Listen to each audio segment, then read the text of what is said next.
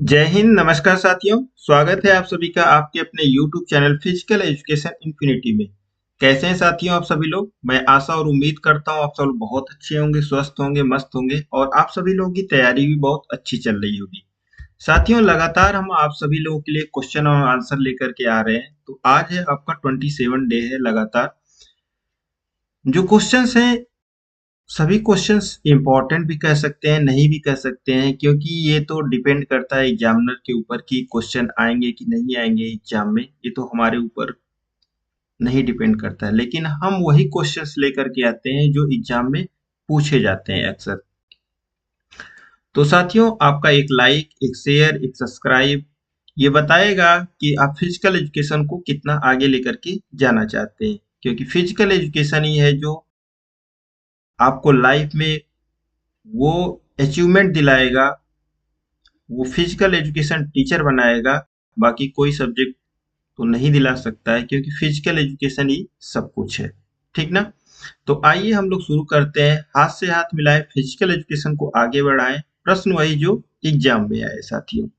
ठीक है, question number first है आपके सामने स्क्रीन पे कि एनसीसी का आदर्श वाक्य क्या है? What is the motto of NCC? Ever onward, not me but you, unity and discipline, discover tomorrow. तो साथियों, एनसीसी का जो फुल फॉर्म होता है, पहले तो ये पूछ देता है कि एनसीसी का फुल फॉर्म क्या होता है। तो नेशनल कैडेट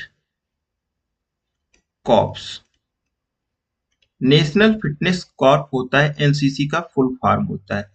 इसकी स्थापना कब हुई थी? तो एनसीसी की जो स्थापना हुई थी 1948 में इसकी स्थापना हुई थी। ये भी क्वेश्चन पूछता है। यह एनसीसी जो है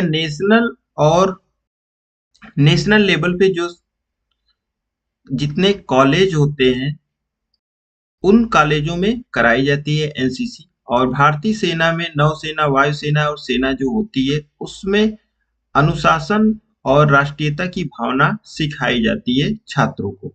ठीक है, तो राइट आंसर हो जाएगा क्या? Option number C is a right answer हो जाएगा। नेक्स्ट क्वेश्चन है साथियों, एथलेटिक्स में पहला अर्जुन पुरस्कार विजेता कौन है?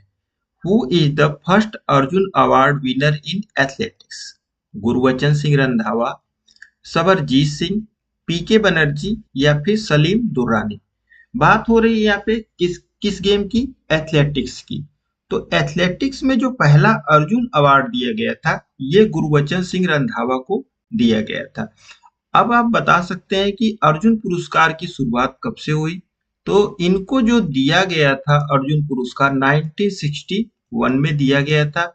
इनका गेम क्या है गुरबचन सिंह रंधावा का? तो हाई जंप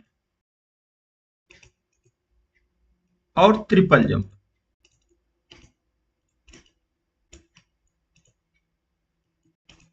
और इनको 1961 में प्रदान किया गया था। वैसे अर्जुन पुरस्कार की जो शुरुआत हुई थी तो 1961 में इसकी शुरुआत हुई। कितनी धनराशि दी जाती है? तो 15 लाख रुपए दी जाती है अर्जुन पुरस्कार में।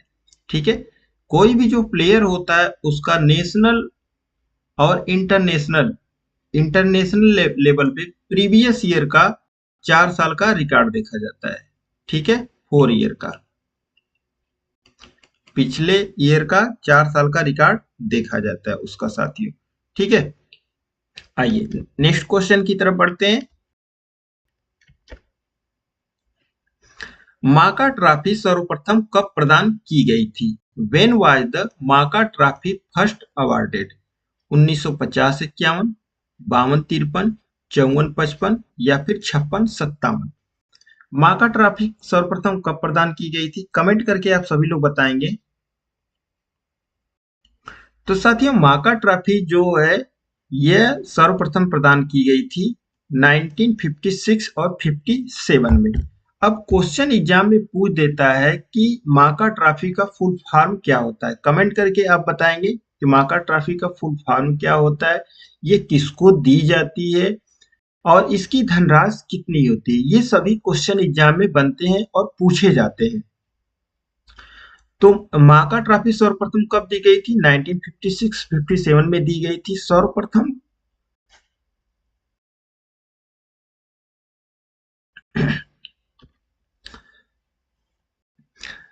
मा-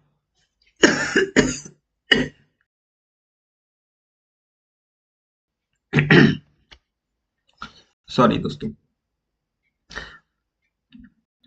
माका ट्रॉफी की जो धनराशि होती है ये कितनी दी जाती है? तो ये 15 लाख रुपए दी जाती है। ठीक है। सेकंड जो ये फर्स्ट विनर को दी जाती है, सेकंड विनर को कितनी धनराशि दी जाती है? तो 7.5 लाख रुपए दी जाती है। थर्ड जो विनर होता है उसको प्रदान किया जाता है 4.5 लाख रुपए दी जाती है। अगर क्वेश्चन पूछ दिया तो मैं आपको बताने की पूरी कोशिश कर रहा हूं। ठीक है। और किसको प्रदान की जाती है? तो इंडिया में। ठीक ना। जितनी भी यूनिवर्सिटीज हैं, ठीक है, उसमें जो ऑल ओवर जो चैंपियन होता है, ठीक है, ऑल ओवर जो चैंपियन होता है उसको प्रदान की जाती है। तो क्वेश्चन में अगर पूछ दिया जाए कि माका ट्रॉफी किसको प्रदान की जाती है, तो ये यूनिवर्सिटी को दी जाती है। किसको प्रदान की जाती है? तो यूनिवर्सिटी को प्रदान की जाती है। ठीक है। चलिए नेक्स्ट क्वेश्चन है, किस ओलंपिक में इजराइल के एथलीटों को आतंकवादियों द्वारा मार दिया गया था? In which Olympics Israel athletes were killed by terrorist? 1968, 1972, 1976 या फिर 1980? तो इजराइल के एथलीटों द्वारा मारे गए थे जो टेररिस्ट, वो कौन सा ओलंपिक था? तो ये था 1972 का ओलंपिक था, म्यूखिन ओलंपिक। कुल लगभग 13 लोगों को मारा गया था। नेक्स्ट क्वेश्चन है, ब्लड कैंसर को क्या भी कहा जाता है? What is blood cancer also called? Thrombosis, leukaemia, haemolysis या फिर हीमोफीलिया?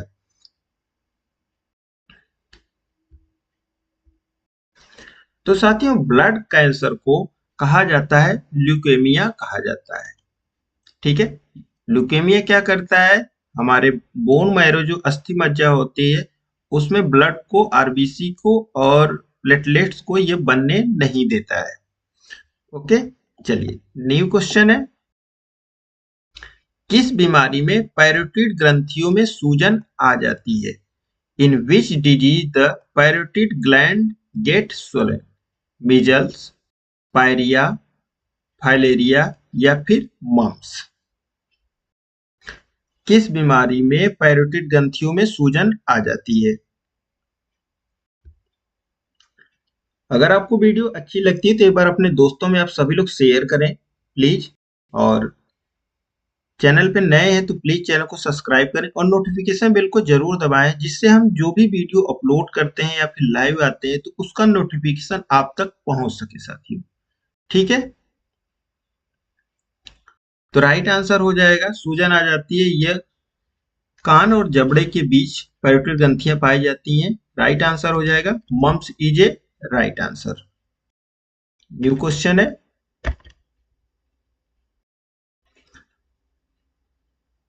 वॉलीबॉल का वजन कितना होता है? What is the weight of a volleyball? 220 से 30 ग्राम, 230 से 50 ग्राम, 260 से 80 ग्राम, 280 से 290 ग्राम? वॉलीबॉल का वेट पूछा जा रहा है, कितना होता है?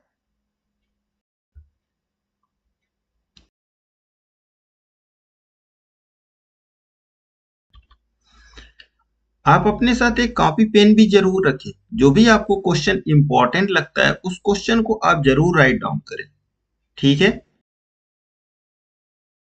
तो वॉलीबॉल का जो वेट होता है ये 260 से 280 ग्राम होता है, पूछा जाता है। अब आप सरकमफ्रेंस बताएंगे कितना होता है वॉलीबॉल का सरकमफ्रेंस? तो ये होता है 65 से सेंटीमीटर से 67 सेंटीमीटर होता है सरकमफ्रेंस, अगर पूछ दिया जाए तो। न्यू क्वेश्चन है,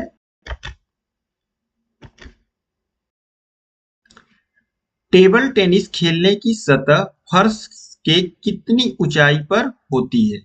what is the height of the table tennis playing surface above the floor? 67 centimetre, 76 centimetre, 88 centimetre या फिर 105 सेंटीमीटर। टेबल टेनिस की जो टेबल होती है, जमीन से उसकी हाइट पूछी जा रही है। ठीक है, ये जो आपकी टेबल होती है, इसकी हाइट पूछी जा रही है, ये डिस्टेंस पूछी जा रही है, ये कितनी होती है? ये आपका सरफेस। तो ये होती है साथियों कुल 76 सेंटीमीटर होती है। अगर क्वेश्चन में पूछ दिया जाए कि टेबल टेनिस किस देश का राष्ट्रीय खेल है, क्वेश्चन पूछता है। वैसे टेबल टेनिस से तो बहुत क्वेश्चन बनते हैं, फेडरेशन पूछ दिया जाता है, लेंथ विड्थ पूछ दी जाती है, बॉल का वेट पूछ दिया जाता है, टेबल टेनिस जो खेलता है उसको क्या कहा जाता है, प्लेयर को क्या कहा जाता है, इतने क्वेश्चन है कि पूछिए नहीं। तो साथियों ये चीन का नेशनल गेम है। न्यू क्वेश्चन है, राष्ट्रीय अध्यापक शिक्षा परिषद एनसीटीई का गठन कब किया गया था? When was the national council for teacher education NCTE format? 1995, 1999, 2002 या फिर 2012? एनसीटीई की स्थापना कब हुई थी, कब बनी है?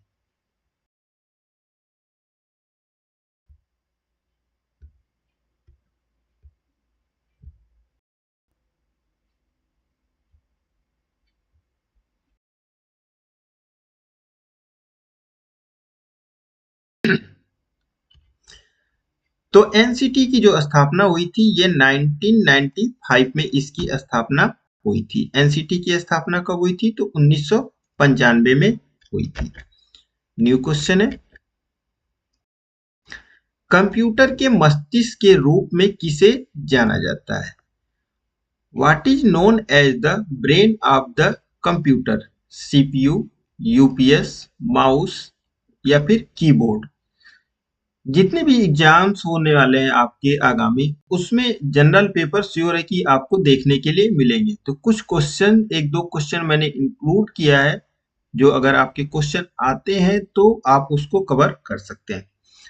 तो यहाँ पे पूछा जा रहा है कंप्यूटर का मस्तिष्क, ब्रेन की बात हो रही है, तो ये कहा जाता है सीपीयू। सीपीयू का फुल फॉर्म क्या होता है, कमेंट करके बताएंगे। अच्छा, एक चीज और बताएंगे कि कंप्यूटर को हिंदी में क्या कहा जाता है?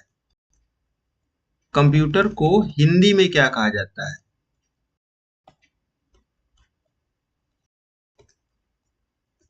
कमेंट करके बताएंगे। सीपीयू का फुल फॉर्म क्या होता है? सेंट्रल प्रोसेसिंग यूनिट होता है। ठीक है, कंप्यूटर को हिंदी में कहा जाता है, ये संगणक कहा जाता है। संगणक क्या कहा जाता है? संगणक कहा जाता है हिंदी में, अगर पूछ दिया जाए तो।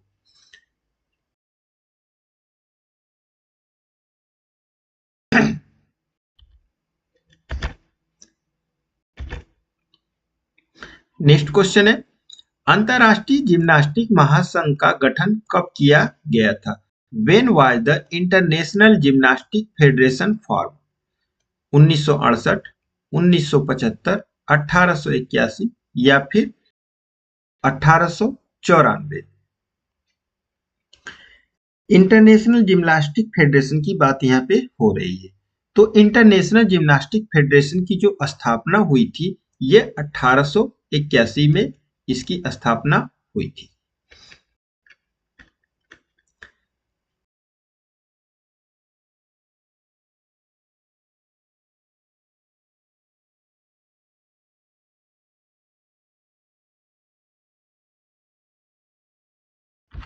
अगर क्वेश्चन में पूछ दिया जाए कि जीएफआई, जिम्नास्टिक फेडरेशन ऑफ इंडिया, की स्थापना कब हुई थी?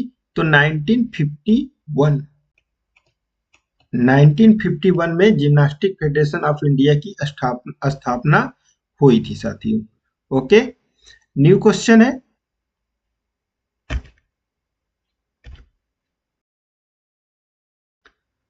प्राचीन युग में कौन सा खेल चौगान के रूप में जाना जाता था?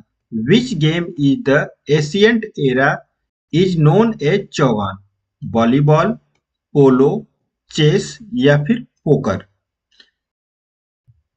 वह कौन सा ऐसा खेल है जिसको प्राचीन समय में चौगान के रूप में जाना जाता था?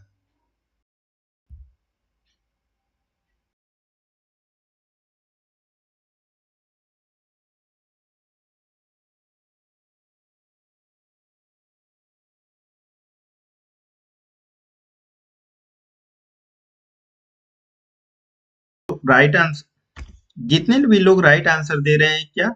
पोलो। पोलो इज ए राइट आंसर हो जाएगा। अच्छा, पोलो से खेलते वक्त किसकी मृत्यु हुई थी? ये क्वेश्चन पूछता है। कुतुबुद्दीन ऐबक की मृत्यु हुई थी, याद है आपको कुछ?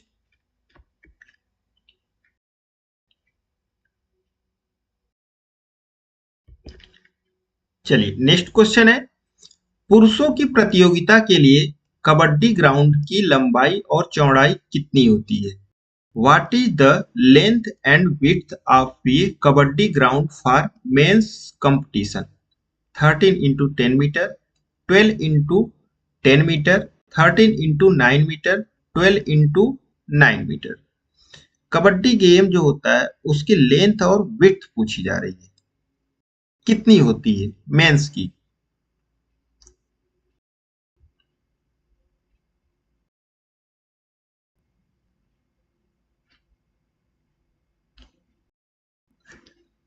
तो मेंस और विमेन, सॉरी, यहाँ पे बात हो रही किसकी? मेंस की। तो कितनी होती है ये? 13 इंटू 10 मीटर इसकी लेंथ और विड्थ होती है। न्यू क्वेश्चन है,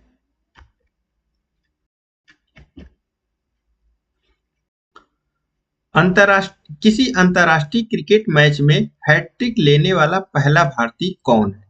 who is the first Indian to take a hat-trick in an international cricket match? Anil Kumble, Kapil Dev, Ashish Nehra या फिर हरभजन सिंह? कौन है वो जिन्होंने इंटरनेशनल लेवल पर क्रिकेट में हैट्रिक ली थी?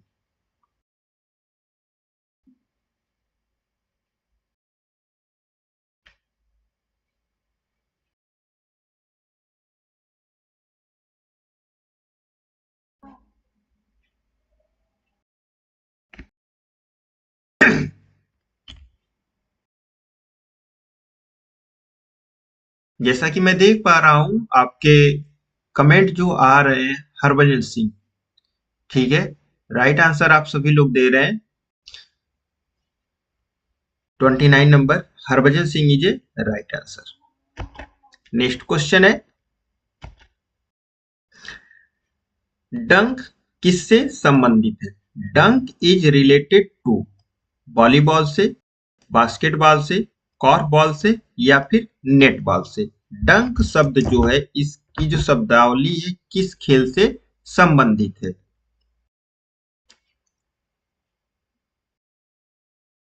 30 नंबर क्वेश्चन है, कितने क्वेश्चन आप सही किए हैं? लास्ट में आप सभी लोग जरूर बताइएगा कितने क्वेश्चन आप गलत किए, ईमानदारी से। और अगर मैं दिल से आपके लिए मेहनत करता हूँ, आपके लिए डेली क्वेश्चन और आंसर्स लेकर के आता हूँ, तो आपका भी शायद आई थिंक फर्ज बनता है कि आप भी दिल से फिजिकल एजुकेशन को प्यार दें, क्योंकि ये आपका सब्जेक्ट है, हमारा सब्जेक्ट है, एक दूसरे का सब्जेक्ट है। हम सब मिल के हाथ से हाथ मिलाएंगे तभी फिजिकल एजुकेशन को आगे लेकर के जा पाएंगे। अगर आप अपने अंदर ये भावना रखते हैं कि हम लाइक कर देंगे, शेयर कर देंगे, तो क्या हो जाएगा? थोड़ा सा फिजिकल एजुकेशन और आगे बढ़ जाएगा। नहीं शेयर करेंगे तो फिजिकल एजुकेशन आगे नहीं जा पाएगा, ये श्योर है। आपका प्यार, आपका मोटिवेशन, हमको भी मोटिवेशन मिलता है आपसे।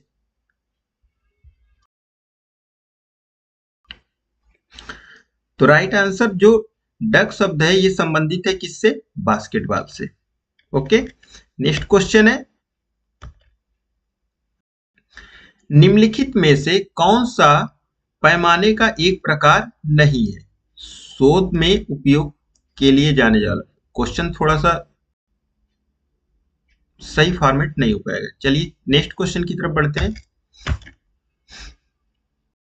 संज्ञानात्मक लर्निंग को क्या भी कहा जाता है? What is cognitive learning also called? Motor learning, mental learning, affective learning.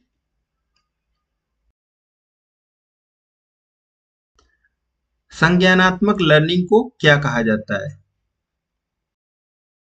जब भी संज्ञानात्मक की बात आएगी तो क्या हो जाएगा? कॉग्निटिव की, तो मेंटल लर्निंग कहा जाएगा इसको।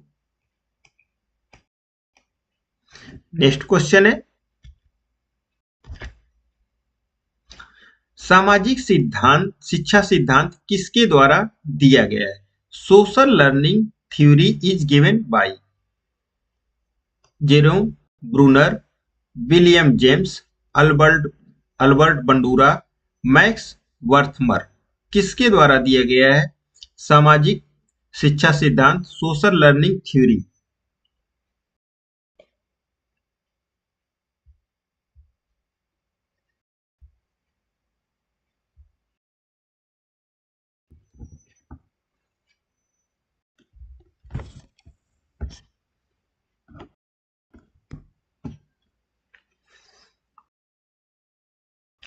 तो सोशल लर्निंग जो थ्योरी दी गई थी, ये दी गई थी अल्बर्ट बंडूरा के द्वारा दी गई थी साथियों। नेक्स्ट क्वेश्चन है, शरीर द्वारा कम से कम संभव समय में मांसपेशियों में संकुचन द्वारा अधिकतम बल जारी करने की क्षमता क्या कहलाती है? The ability of the body to release maximum force by muscles contraction in the shortest possible time is called accuracy, agility, power या फिर स्ट्रेंथ। कम से कम संभव समय में मांसपेशियों में संकुचन द्वारा अधिकतम बल जारी करने की क्षमता क्या कहलाती है?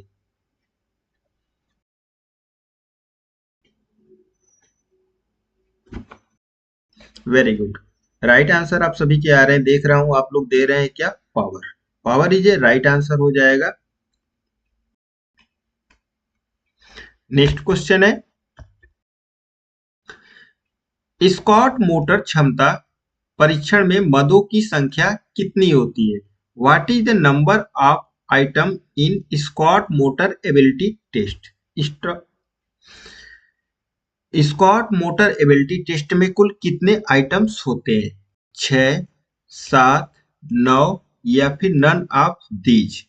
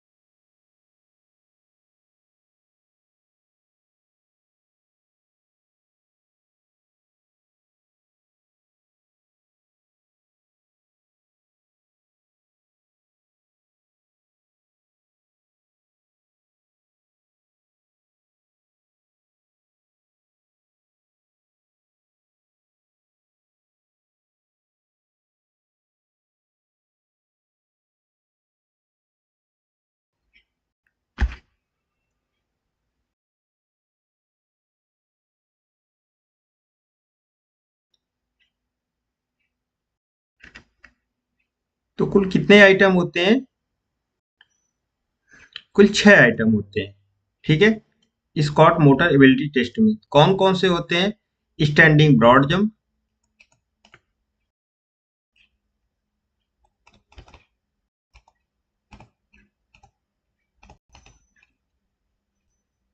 सेकेंड होता है सॉफ्ट बॉल थ्रो,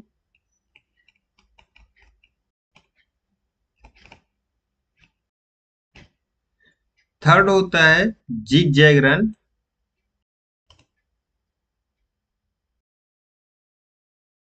फोर्थ होता है वॉल पास,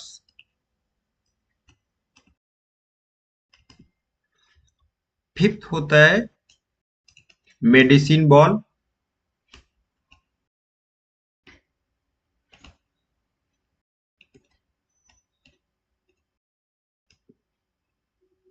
और सिक्स होता है क्या?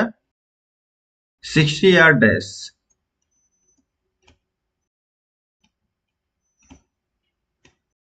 ठीक है, चलिए नेक्स्ट क्वेश्चन की तरफ बढ़ते हैं।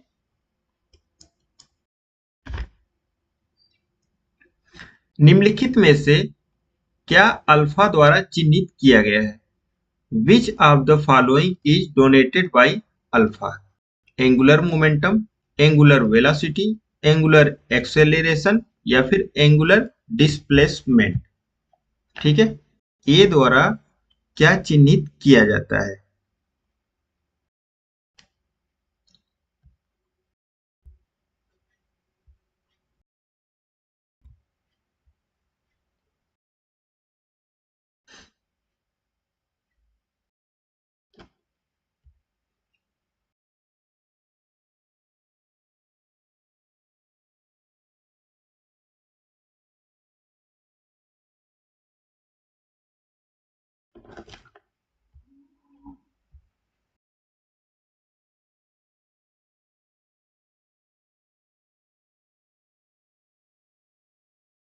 चलिए, तो ये किया जाता है, एंगुलर एक्सीलरेशन किया जाता है साथियों।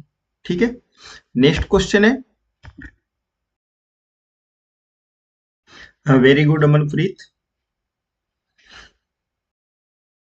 चलिए नेक्स्ट क्वेश्चन है, निम्नलिखित में से किस स्थिति में एक व्यक्ति को अधिक वजन होने का डर होता है? In which of the following condition a person fear being overweight? Haemophilia, depression, anorexia nervosa या फिर डिमेटेशिया डिमेशिया। किसमें एक व्यक्ति को अधिक वजन होने का डर रहता है?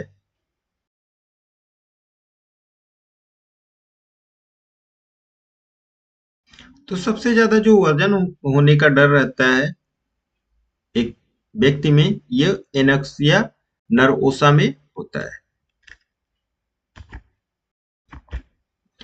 नेक्स्ट क्वेश्चन है, पोलियो किसके कारण होता है?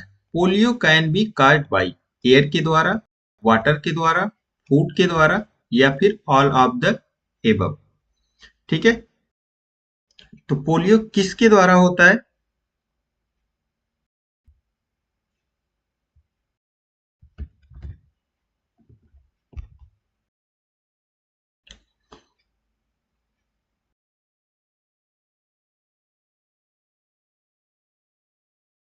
राइट आंसर हो जाएगा सभी के द्वारा, एयर के द्वारा भी होता है, वाटर के द्वारा, फूड के द्वारा भी होता है, तो ऑप्शन डी क्या हो जाएगा?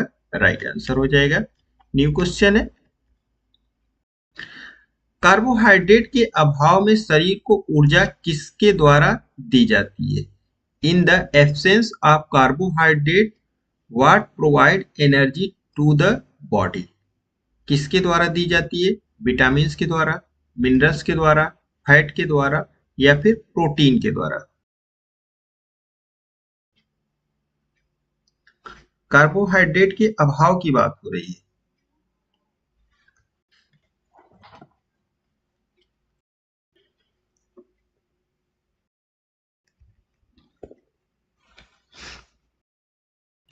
तो उसके बाद मिलती है ये फैट में। ठीक है, न्यू क्वेश्चन है, निम्नलिखित में से कौन सा पूर्ववर्ती मस्तिष्क का हिस्सा है? Which of the following is a part of the hind brain? Cerebellum, pons varolii, medulla ओलोंगेटा या फिर ऑल ऑफ द एबव? कौन सा पूर्ववर्ती मस्तिष्क का हिस्सा है? 40 नंबर क्वेश्चन है।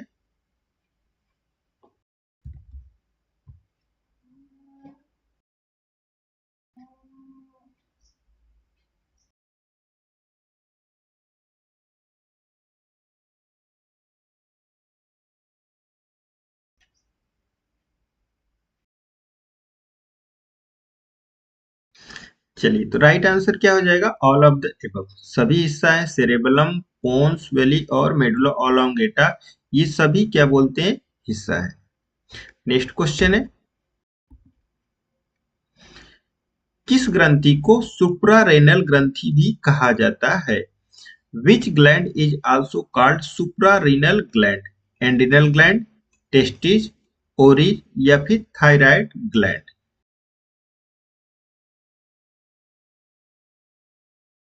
तो ये कहते हैं साथियों, एंड्रिनल ग्लैंड को कहते हैं सुप्रारेनल ग्लैंड कहते हैं। नेक्स्ट क्वेश्चन है,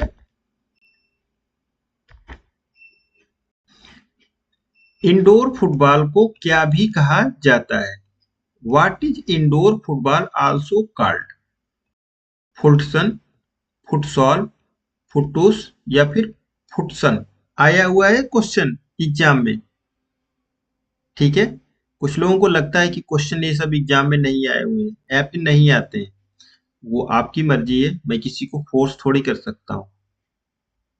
ठीक है, मैं आपके लिए बेहतर क्वेश्चन और बेहतर कंटेंट लाने की पूरी कोशिश करता हूँ, और क्वेश्चन वही लेकर के आता हूँ जो एग्जाम में आए हुए हैं और आते हैं और आने की जो संभावनाएं हैं। ठीक ना?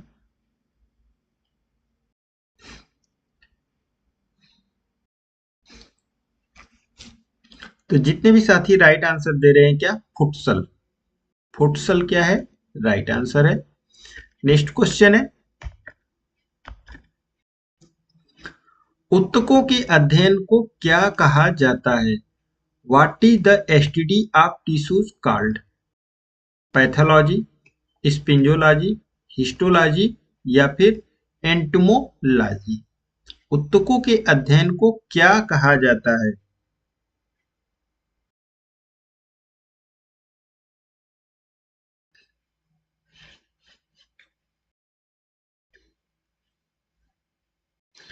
चलिए सुमन गिल जी, थैंक यू। अच्छे होते हैं, ये आपको कम से कम समझ में तो आता है, बाकी लोगों को नहीं समझ में आता है। ठीक है,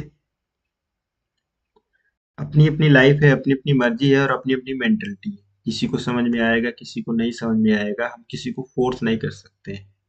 ठीक ना? हम आपके लिए बेहतर कंटेंट लाने की पूरी कोशिश करते हैं, बाकी आपकी आगे मर्जी है कि आप कितना प्यार देते हैं फिजिकल एजुकेशन को। ठीक ना?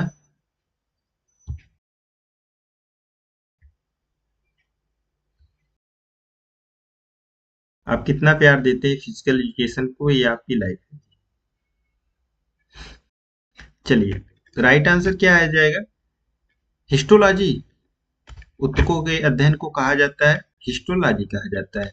नेक्स्ट क्वेश्चन है, भोजन की ऊर्जा जो ताप इकाइयों द्वारा मापी जाती है क्या कहलाती है? The energy of food which is measured in thermal unit is called? Nutrition, power, calorie या फिर सेल्सियस? भोजन की जो ऊर्जा होती है उसको किस में मेजर करते हैं? तो ये करते हैं साथियों, कैलोरी में मेजर करते हैं। ठीक है,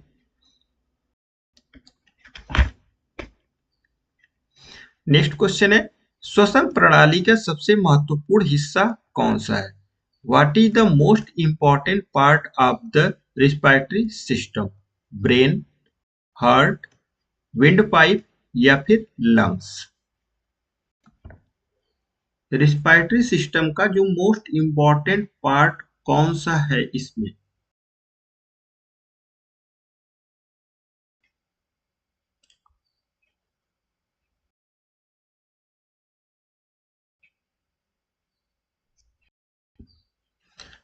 कुछ लोग मैं देख रहा हूँ विंड पाइप दे रहे हैं। लंग्स नहीं हो सकता है क्या? रिस्पायरेटरी सिस्टम की बात हो रही है। हाँ, गलतियां नहीं करना है यार। यहाँ पे गलतियां हो जाएंगी चलेगा, एग्जाम में गलतियां नहीं होनी चाहिए। ठीक ना? यहाँ पे आप कमेंट करते हैं नहीं कमेंट करते हैं, ये आपकी मर्जी है। लेकिन यहाँ पे गलत हो जाएगा चलेगा, लेकिन एग्जाम में गलत हुआ अगर, क्योंकि आने वाले जितने भी एग्जाम्स है ना, उसमें सब में माइनस मार्किंग होनी ही होनी, ये श्योर है। तो एग्जाम में गलतियां नहीं करना है। लंग सीजे राइट आंसर हो जाएगा। नेक्स्ट क्वेश्चन है,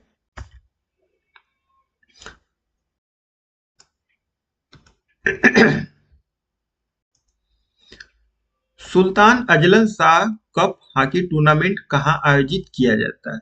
where is the Sultan Azlan Shah cup hockey tournament held? India, Pakistan, Malaysia या फिर चीन? कहाँ पे आयोजित किया जाता है Sultan Azlan Shah hockey cup tournament?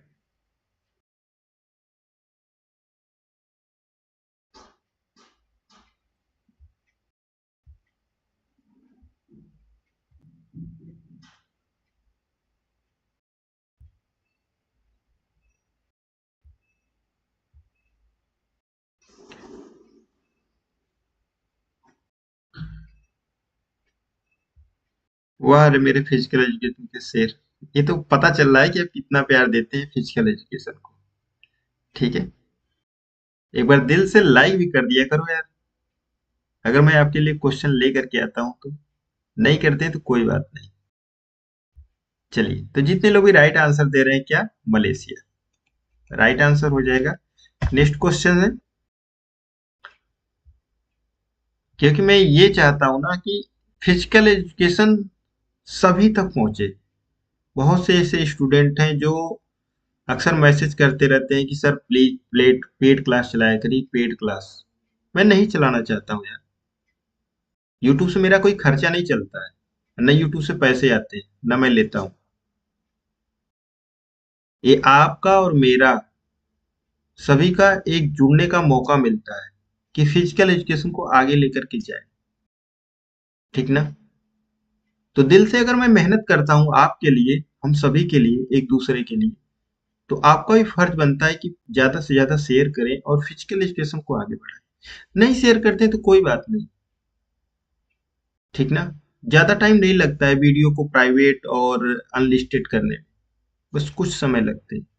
वो चीजें मैं नहीं करना चाहता। वैसे यूट्यूब तो यार खजाना है, इंटरनेट जो है ना खजाना है, और से ऐसे कोचिंग मिलेंगे आपको। ठीक ना?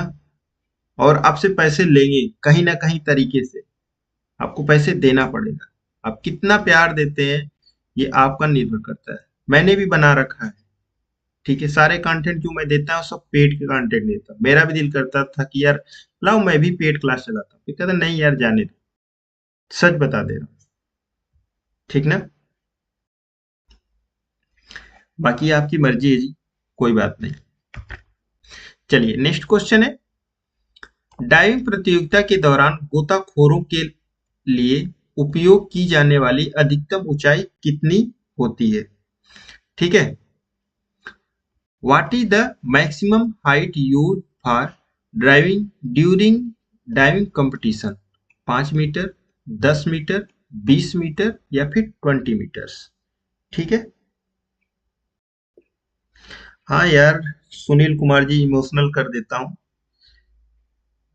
मैं। देखो यार, किसी की भावनाओं के साथ नहीं खेलना चाहता हूँ सुनील जी, सच बता दे रहा हूँ। मैंने भी देखा है, ये दिल से बता दे रहा हूँ। कोचिंग्स का जो प्लान होता है क्या होता है। ठीक ना? मैं किसी का नाम नहीं लेना चाहता हूँ यहाँ पे, न लेना चाहता हूँ, उससे कोई फर्क नहीं पड़ता है। ठीक ना? किसी की बुराइयां अगर आप करेंगे ना, तो आपके अंदर क्या होगा, आपके माइंड में क्या होगा, बुराइयां ही तो आएंगी। हम अच्छाइयों को पकड़ के लेके चले यार, बुराइयों को वहीं पे छोड़ देते हैं ना। क्यों हम बुराइयों के बारे में सोचे, अच्छी चीजों के बारे में सोचे। हमारा यही तो फिजिकल एजुकेशन है। हमारा माइंड कितना वर्क कर रहा है सही तरीके से। गलत तरीकों को अपने माइंड में एब्जॉर्ब करेंगे तो गलत चीजें ही तो आएंगी। हम क्यों गलत के साथ चले? हम नहीं चलना चाहते हैं गलत के साथ, ठीक ना? हम सच के साथ चलना चाहते हैं। 2 कदम ही चलेंगे आपके साथ, सच के साथ चलेंगे। जितना हो सकता है मैं आपके लिए लेकर के आता हूँ और देने की पूरी कोशिश करता हूँ। कंटेंट मैं खुद तैयार करता हूँ, कोई और नहीं तैयार करता है। और एक चीज़ों को टाइप करने में, उसको बनाने में ये कहीं गलतियाँ हो जाती हैं, तो आप लोग कहते हैं कि सर गलत आपने बता दिया, कमेंट करते हैं। हाँ ठीक है, मैं भी इंसान हूँ, आपकी तरह ही हूँ। गलतियाँ मुझसे भी होती हैं और होंगी, होती हैं। आप खुद अपने आप को एक बार वीडियो बना करके देखिए कि आप कितना, एक वीडियो बनाने में कितना टाइम लगता है। क्या 5 मिनट में बन जाती है? 10 मिनट में एक क्वेश्चन बना करके देखिए, टाइप करके देखिए। आप अगर हमारे साथ भी जुड़ना चाहते हैं, अगर आप हमारी भी हेल्प करना चाहते हैं, फिजिकल एजुकेशन की हेल्प करना चाहते हैं, तो आप कर सकते हैं। आप हमें मैसेज कर सकते हैं, ठीक ना? बाकी तो आपकी मर्जी है जी। ज्यादा बातें करने का मतलब लोग कहेंगे कि, आप लोग कहेंगे कि सर क्या बोल रहे हैं। ठीक है, चलिए। तो हाइट कितनी होती है उसकी? 10 मीटर होती है, ठीक ना? चलिए नेक्स्ट क्वेश्चन है, बास्केटबॉल की परिधि कितनी होती है? What is the circumference of A basketball?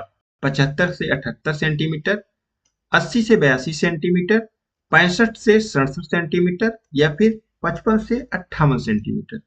कितनी होती है बास्केटबॉल का जो सरकमफ्रेंस होता है? बास्केटबॉल से बहुत से ऐसे क्वेश्चन है जो पूछे जाते हैं एग्जाम में, ठीक ना?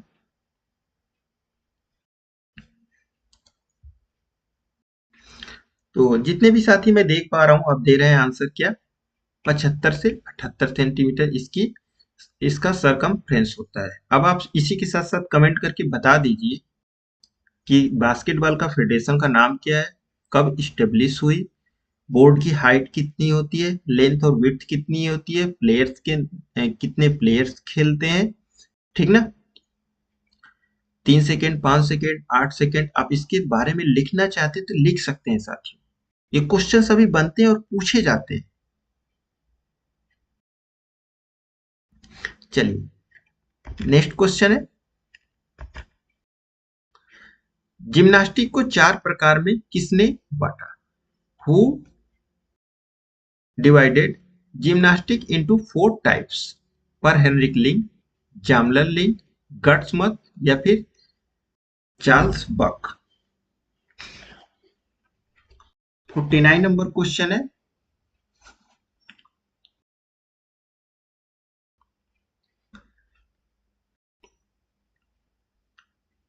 तो जिम्नास्टिक को 4 भागों में जो डिवाइड किया है, ये पर हेनरिक लिंग ने किया है साथी।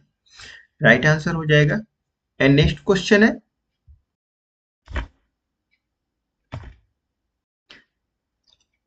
बॉडी ब्यूटीफुल का आदर्श किसके द्वारा दिया गया? The ideal of body beautiful was given by Britishers के द्वारा, इंडियंस के द्वारा, ग्रीक के द्वारा, या फिर रोमन्स के द्वारा? किसके द्वारा ये दिया गया है? ग्रीक बोले तो यूनानी, ठीक ना?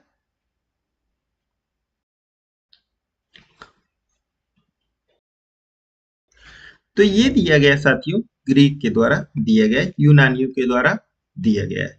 तो साथियों ये आज कुल लगभग इस वीडियो हम लोगों ने 35 क्वेश्चन कवर किए हैं, ठीक है? शायद मे बी आई थिंक आपको क्वेश्चन अच्छे लगे होंगे, ठीक है? अगर हमसे कहीं भूल हुई होगी, गलती हुई होगी, तो आप अपना आंसर कमेंट बॉक्स में सही बता सकते हैं। ये आपका भी फर्ज बनता है, मेरा भी फर्ज नहीं बनता है। आपका भी फर्ज बनता है कि मुझसे अगर कहीं गलतियां हुई होगी इन 35 क्वेश्चन में, तो आप कमेंट करके बता सकते हैं, ठीक है? और अगर आपको अच्छी लगती है वीडियो, तो अपने दोस्तों में जरूर शेयर किया करिए यार, क्योंकि वो दोस्ती है जो आपको साथ देते हैं और साथ रहते हैं, साथ खड़े होते हैं, बाकी और कोई नहीं होता है, ठीक ना? फैमिली तो फर्स्ट होती ही होती है, लेकिन दोस्त होते हैं जो आपके साथ अपनी प्रॉब्लम, हर एक चीजें शेयर करते हैं, किसी की बातें हो, आपकी अपनी हर किसी की जो भी बातें होती शेयर करते हैं। मुझसे भी बहुत से ऐसे स्टूडेंट हैं जो जुड़े हैं। वो अक्सर कभी जब फोन करते हैं कि सर मेरे साथ ऐसा हो गया, ये चीजें हो गई, ये समस्याएं हो गई, तो मैं भी कहीं ना कहीं इमोशनल हो जाता हूँ उनके साथ, और जितनी हो सकता है उनकी मैं मदद करता हूँ। ठीक ना?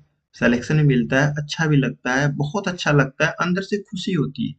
कुछ चीजों का मुझे नहीं करने आता है। ठीक ना?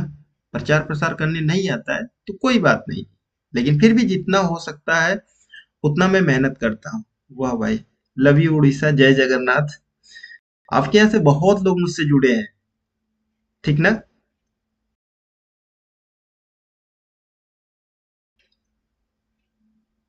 हाँ, लिख रहे हैं सुनील कुमार जी।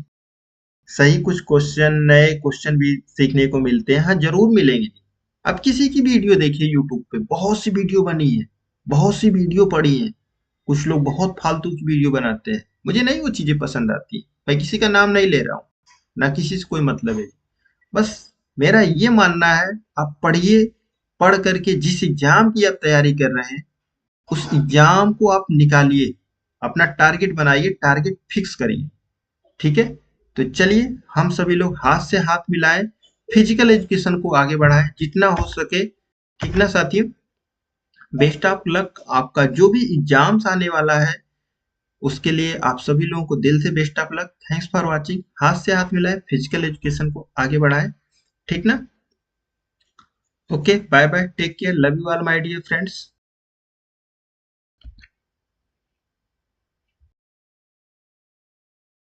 लिख रहे हैं सर, आप और अच्छे से वीडियो बनाएं। ठीक है, एमएम डिजिटल स्टूडियो जी, आप हमें कांटेक्ट कर सकते हैं, आप हमारे नंबर पे 9451118886 पे। ठीक है, 9451118886 पे आप हमें कमेंट कर सकते हैं, आप मैसेज कर सकते हैं, व्हाट्सअप कर सकते हैं कि कितना इसमें बेहतर किया जा सकता है और कितना इम्प्रूव किया जा सकता है। क्योंकि जैसा कि मैं देख पा रहा हूँ, आप लिख रहे हैं एमएम डिजिटल स्टूडियो 3121। ठीक ना? हाँ। Okay, bye bye, take care, love you all my dear friends.